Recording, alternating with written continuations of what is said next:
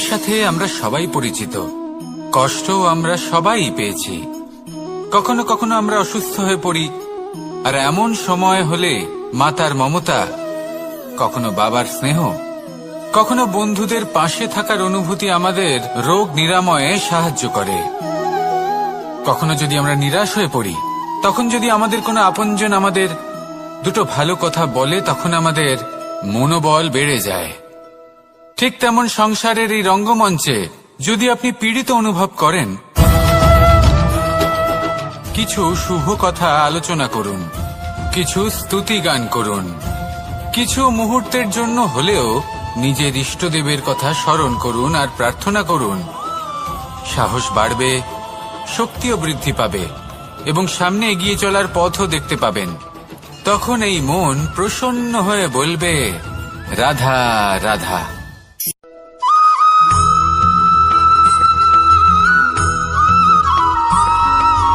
ফিরে আসছিলেন এবং তাদের ফেরার পথে হঠাৎ করে কোথাও থেকে একটি বাছুর চলে এলো। এই দুই বোন ভয়ভীত হয়ে গেলেন আর তাদের হাত থেকে সেই আটা পড়ে গেল, মাটিতে মিশে গেল। এবার এই পুরো ঘটনাক্রমে যদি কারোর বিন্দুমাত্র লাভ হয়ে থাকে, বিন্দুমাত্র আনন্দ পেয়ে থাকে, তাহলে সে কে?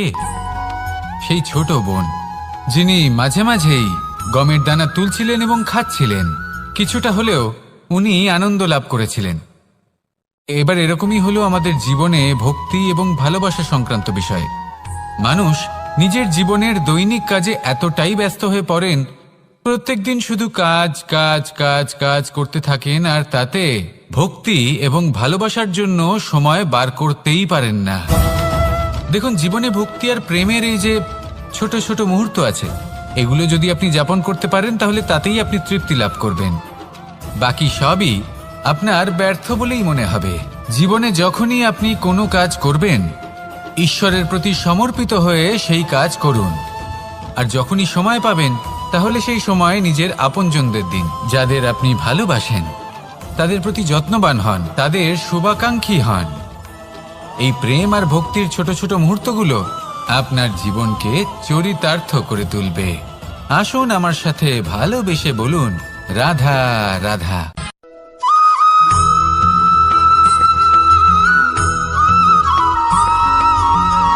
মানুষের মানসিকতা এমন হয় যে সে যতটা করে আশা করে যে তার থেকে অনেক বেশি তার বদলে সে পাবে। দেখুন, সবকিছুই আপনার ভাবনা চিন্তার উপর নির্ভর করছে। আপনি যদি ফলের বিষয়ে ভেবে কর্ম করতে থাকেন, তাহলে সেটা অনুচিত। জীবনের আসল আনন্দ হলো নিজের কর্ম করতে থাকা, ফলের চিন্তা করা উচিত নয়। যদি আপনি এরকম ভাবেন যে আমি এতটা করছি, আমার এতটা পাওয়া উচিত, সেই ভাবনা অনুচিত। যদি আপনি সেবার মানসিকতা নিয়ে কর্ম করতে থাকেন, কর্মচক্রে প্রবাহিত হন, যদি আপনি এমন ভাবনা রাখেন যে আমি এতটা পাচ্ছি, তাই এর থেকে অনেক বেশি আমি কর্ম করব, তাহলে নিশ্চিতরূপে আপনি যতটা করছেন তার থেকে অনেক বেশি আপনি পাবেন। আপনার আশার থেকে অনেক বেশি আপনি পাবেন। শুধু জীবনে অনেক বেশি কাজ করতে থাকুন, ফলের চিন্তা করবেন না। আর মনে রাখবেন, এই ভাবনাই সব থেকে বড় বীজ। কর্মের উপর বিশ্বাস রাখুন। জীবনে যা যা আপনি চান সবই সুখময় হবে। আসুন আর আমার সাথে ভালোবেসে বলুন, রাধা রাধা।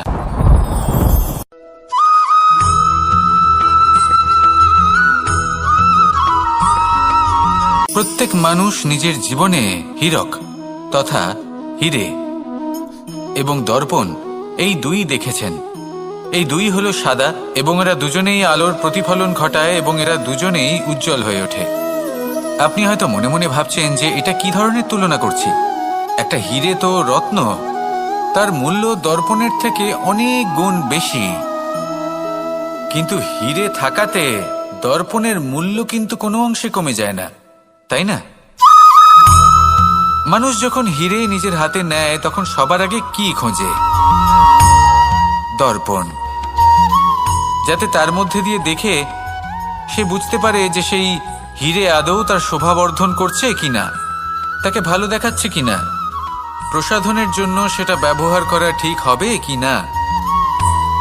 অর্থাৎ হীরের উপস্থিতিতে দর্পণের গুরুত্ব কম হলো না, দর্পণের কারণে হীরের মূল্য বোঝা গেল। আমাদের জীবনেও ঠিক এরকমই ঘটে। আপনারা যদি সংসারে নিজের আশেপাশে দেখেন, এমন অনেক মানুষ দেখতে পাবেন যারা নিজেদের ক্ষেত্রে মহান স্থানে পৌঁছেছেন, নিপুণ এবং শ্রেষ্ঠ হয়ে থাকেন, তাহলে নিজেকে ছোট মনে করবেন না। আসুন আর আমার সাথে ভালোবেসে বলুন, রাধা রাধা।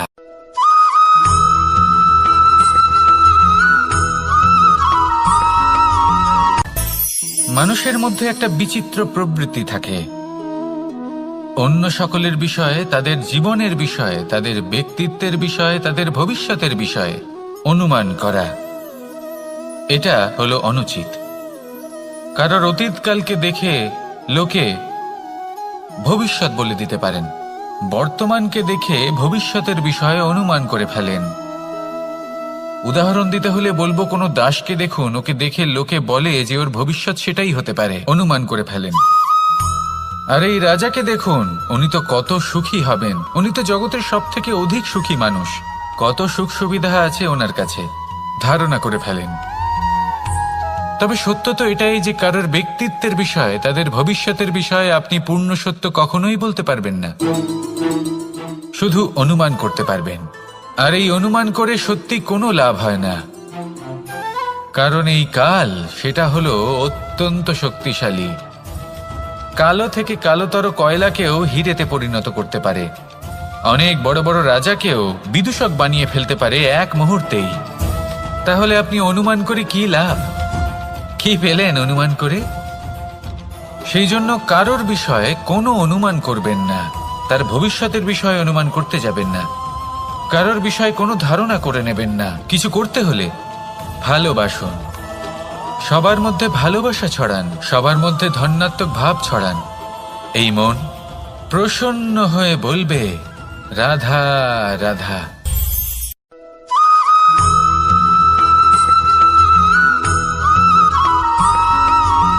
এই সংসারে সব থেকে বড় ব্যক্তি কে? আপনি বলবেন, এ কেমন ধরনের প্রশ্ন? কিন্তু এটা হলো সব থেকে উচিত প্রশ্ন। কেউ এর উত্তর দেবে যে সেই মহাপ্রতাপী রাজা, তিনি হলেন সব থেকে বড় ব্যক্তি, সেই বড় রাজনীতিবিদ, তিনিই সব থেকে বড় ব্যক্তি। আমি আপনাকে জানাই যে সংসারের সব থেকে বড় ব্যক্তি হলেন তিনি, যার সাথে দেখা করলে আপনি নিজেকে ছোট মনে করবেন না। কোনো ব্যক্তি যিনি সব থেকে বেশি শক্তিশালী, আপনি যদি তার সামনে যান, তাহলে উনি আপনার অন্তরের শক্তিকে বাইরে বের করে আনবে, আপনার অন্তরের লুকিয়ে থাকা শক্তিকে জাগ্রত করতে প্রেরণা প্রদান করবে। তিনি হলেন বড় ব্যক্তি, তিনি হলেন মহান ব্যক্তি। তিনি নন যিনি নিজের বল এবং ঐশ্বর্য দ্বারা আপনাকে তার সামনে ছোট প্রমাণ করবেন। এবং সেই জন্য মহাদেব আমার আরাধ্য হলেন আমার খুব প্রিয়।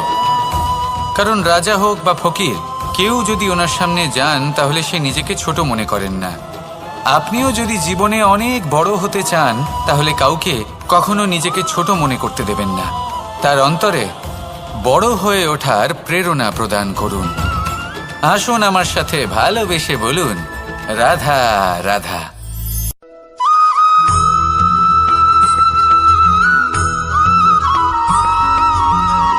জীবন কিসের উপর নির্ভরশীল? ধনের ওপর, বৈভবের অনুভব যদি আপনি করতে চান, তাহলে তা পাবেন শুধু একতার দ্বারা, সংগঠনের দ্বারা। যদি আপনাকে উদাহরণ দিই, নিজের এই হাতটাকে দেখুন, 5টা আঙুল রয়েছে। কোনো একটা বস্তুকে নিজের একটা আঙুল দ্বারা তুলে ধরার চেষ্টা করে দেখুন, বড়ই কষ্ট হবে। তখন আপনি বুঝতে পারবেন, যখন এই 5টি আঙুল একত্রিত হয়, তখন কোনো কাজ কতটা সহজ হতে পারে। এটাই হলো শক্তি একতার।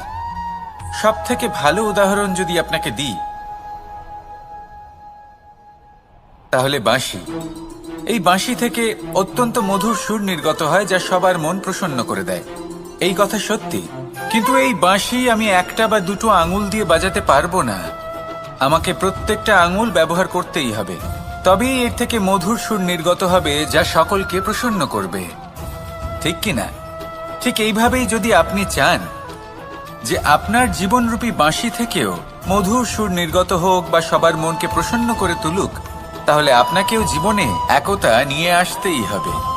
আপনি একাও কর্ম করতে পারেন, পথ চলতেও পারেন, সামনেও এগোতে পারেন, সাফল্যও লাভ করতে পারেন। কিন্তু যখন সকলে একসাথে এগোবেন, সেই পথে চলবেন, সেই কর্মই করবেন, তখন লক্ষ্যে অবশ্যই পৌঁছবেন, সাফল্য অবশ্যই লাভ করবেন। কিন্তু সেই সাফল্য এবং তার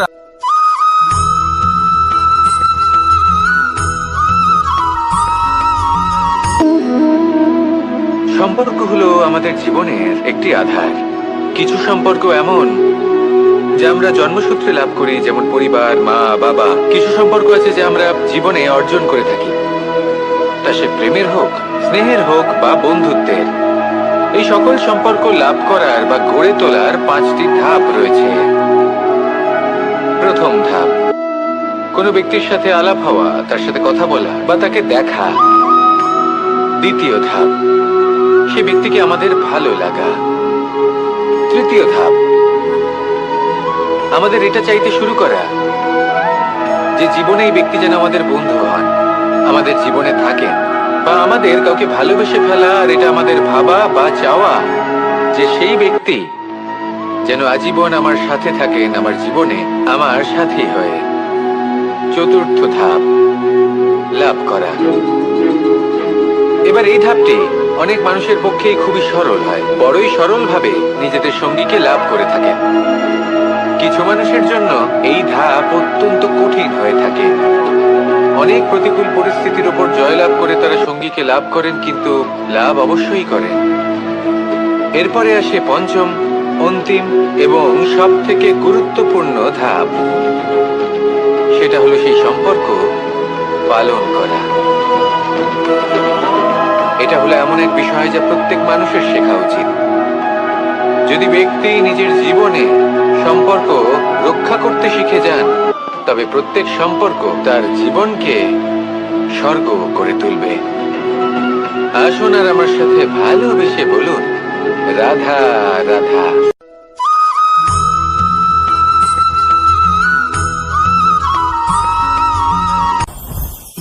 জীবনে কিছু শেখা অত্যন্ত গুরুত্বপূর্ণ। এবার কি কি শিখতে হবে সেই সব শেখানোর জন্য অনেক শিক্ষক রয়েছেন, কিন্তু কি শিখবেন না আর কি করবেন না এটা আমাদের নিজের অভিজ্ঞতা দিয়ে শিখতে হয়। কিন্তু তার মানে এটা নয় যে যদি আপনাকে শিখতে হয় যে আগুনের তাপ কতটা, আপনাকে আগুনের মধ্যে হাত দিতে হবে।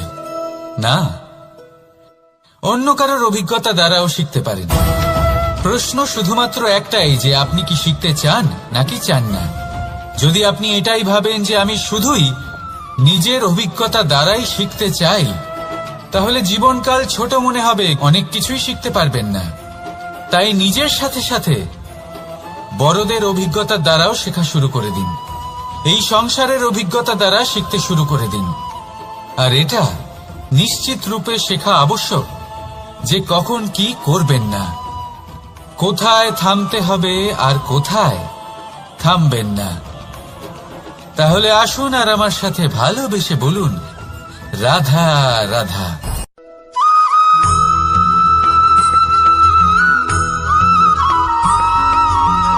ভালো, শুধু ওনাদের কঠোর ব্যবহার দেখলে আমরা একটু ভয় পেয়ে যাই।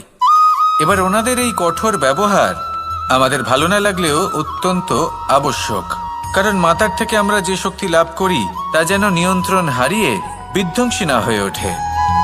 আমরা যেন কোনো কুপথে না চলে যাই, আমরা কখনো যেন দোষ না করে ফেলি। শুধু সেই জন্য পিতা এবং গুরু একটু কঠোর হয়ে ওঠেন, এবং ওনাদের এই কঠোর আচরণ ভবিষ্যতে গিয়ে আমরা অবশ্যই বুঝতে পারি।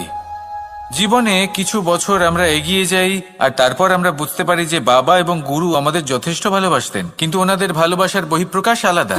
প্রয়োজনীয় হলো এটা দেখার, এটা বোঝার যে শুরু থেকে আমাদের প্রতি ওনাদের আচরণ কেমন ছিল। ওনাদের কঠোর হওয়ার পেছনে ওনাদের ভালোবাসাটা বোঝার চেষ্টা করুন, ওনাদের চিন্তাটা বোঝার চেষ্টা করুন, ওনাদের পথপ্রদর্শনের আড়ালে আপনার ভবিষ্যতের জন্য যে পরিকল্পনা ওনারা করেছেন সেটা বোঝার চেষ্টা করুন। তখন আপনারা বুঝতে পারবেন ওনাদের ভালোবাসাকে। আপনার মনের মধ্যে আপনা থেকেই ওনাদের প্রতি সম্মান জেগে উঠবে। নিজের পিতা এবং নিজের গুরু এই দুজনের প্রতি কৃতজ্ঞতা প্রকাশ করুন আর আমার সাথে ভালোবেসে বলুন, রাধা রাধা।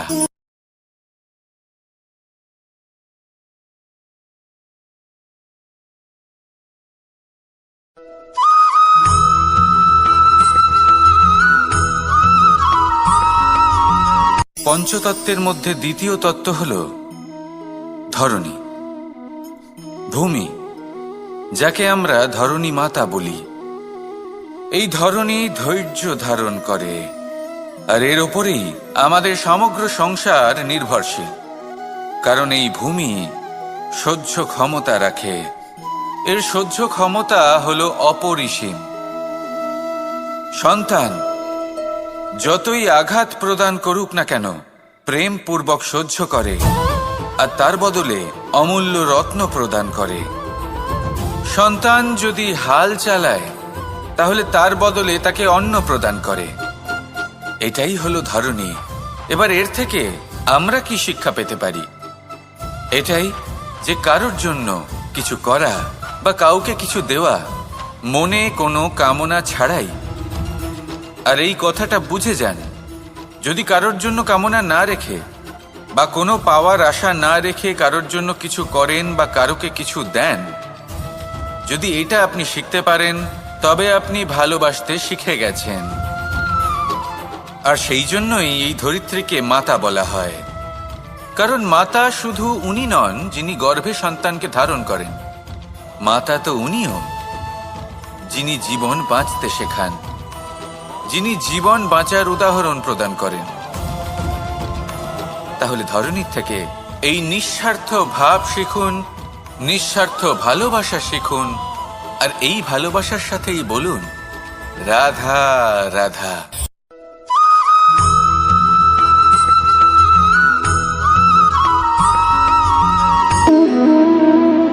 সম্পর্ক হলো আমাদের জীবনের একটি আধার।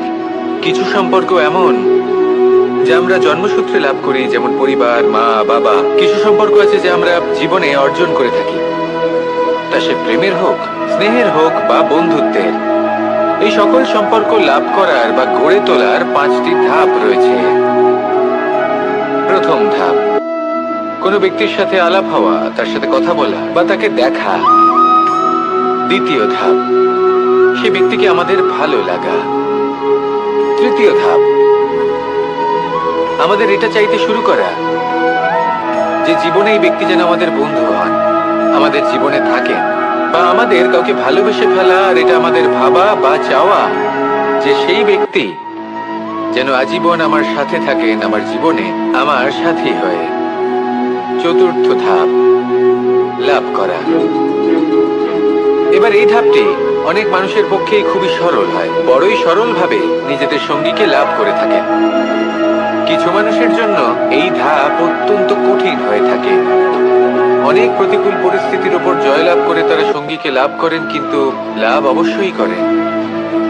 এরপরে আসে পঞ্চম, অন্তিম এবং সব থেকে গুরুত্বপূর্ণ ধাপ। সেটা হলো সেই সম্পর্ক পালন করা।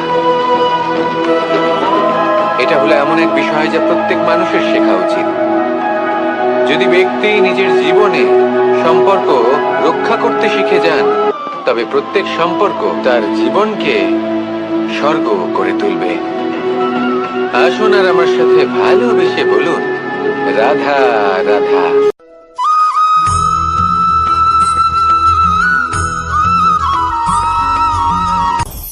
আপনি কখনো পর্বতের শিখরে উঠেছেন? আপনি দেখতে পাবেন পর্বতের পদতলে প্রচুর সুন্দর ফুল রয়েছে, সবুজ বনানী রয়েছে। যত আপনি ওপরে উঠতে থাকবেন, তত ফুল কমতে থাকবে, সবুজ বনানী কমতে থাকবে। আরো কিছুটা ওপরে উঠলে কাঁটা জাতীয় গাছ দেখতে পাবেন, শুকনো গাছ দেখতে পাবেন। আরো যদি ওপরে ওঠেন তাহলে পাষাণ দেখতে পাবেন। আরো ওপরে উঠলে হিমখণ্ড দেখতে পাবেন। এই যে পর্বত, তা মনুষ্য জীবনের সব থেকে উত্তম উদাহরণ। মানুষ যখন সাফল্যের শিখরে পৌঁছতে চান, মহানুভবতার শিখরে পৌঁছতে চান, পথে যত আস্তে আস্তে ওপরে উঠতে থাকেন, ততই ভৌতিক বস্তু তার থেকে বিচ্ছিন্ন হতে থাকে। যদি তিনি সেই ভৌতিক বস্তুগুলি ত্যাগ না করতে পারেন, তাহলে কখনোই সেই স্থানে পৌঁছতে পারবেন না। আর মানুষ যদি উচিত ত্যাগ করতে পারেন, পথে অগ্রসর হতে থাকেন, এগোতে থাকেন, তাহলে একদিন না একদিন তিনি মহানুভবতার, জ্ঞানের, সাফল্যের হিমের স্বাদ অবশ্যই লাভ করবেন। মনে রাখবেন, মানব জীবনে ত্যাগ হলো অত্যন্ত গুরুত্বপূর্ণ অংশ। আসুন আমার সাথে ভালোবেসে বলুন, রাধা রাধা।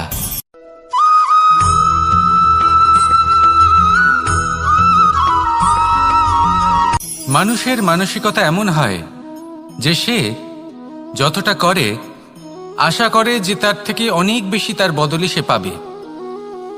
দেখুন, সবকিছুই আপনার ভাবনা চিন্তার উপর নির্ভর করছে।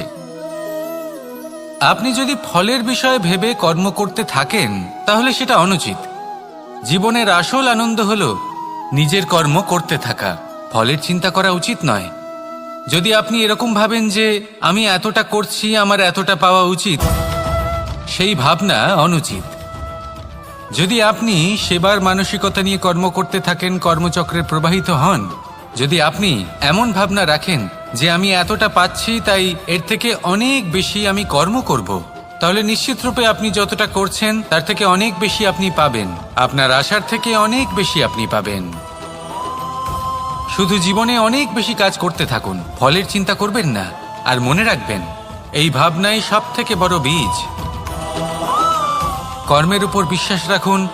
জীবনে যা যা আপনি চান সবই সুখময় হবে। আসুন আর আমার সাথে ভালোবেসে বলুন, রাধা রাধা।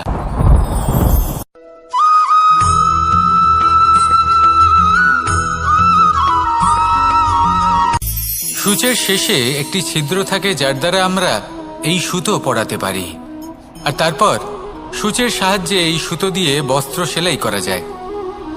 কিন্তু যদি সুতোটা সোজা করে ধরা না হয় তাহলে সূচে কখনো এই সুতো পরানোই সম্ভব নয়।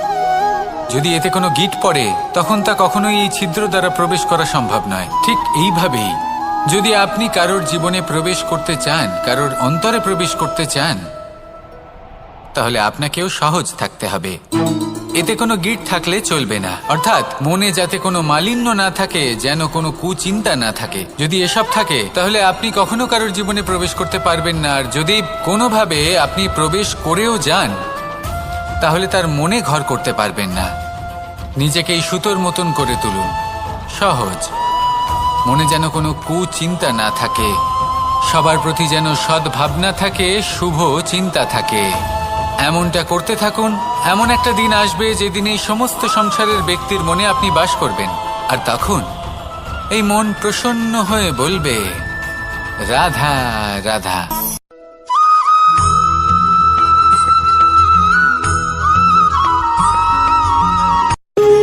যখন মানুষের মৃত্যু হয় তখন কি হয়? অনেক সংখ্যক মানুষ শোক পালন করতে চলে আসেন। যে ব্যক্তি মৃত্যু লাভ করেছেন তার অনেক বস্তু থাকে যেগুলো তার প্রিয়, যেগুলো তিনি ব্যবহার করেছেন। তার শয্যা, তার বস্ত্র, তার আভূষণ সবকিছু তার থেকে বিচ্ছিন্ন করা হয় এবং খালি হাতে তাকে শ্মশানের উদ্দেশ্যে রওনা করা হয়। আমি আপনাকে এই প্রশ্ন করতে চাই, আপনি এই সংসারে কি অর্জন করেছেন? ধন সম্পত্তি, বস্ত্র, আভূষণ, এই সব কিছু যে আপনি অর্জন করেছেন, আপনার মৃত্যুর পরে তা আপনার থেকে দূর হয়ে যাবে। এর উত্তর হলো একটাই, আপনার কর্ম। শুধু সেটাই আছে যা একান্ত আপনার, আর শুধু সেটাই এই সংসার থেকে চলে যাওয়ার পরেও সংসারেই জীবিত থাকবে।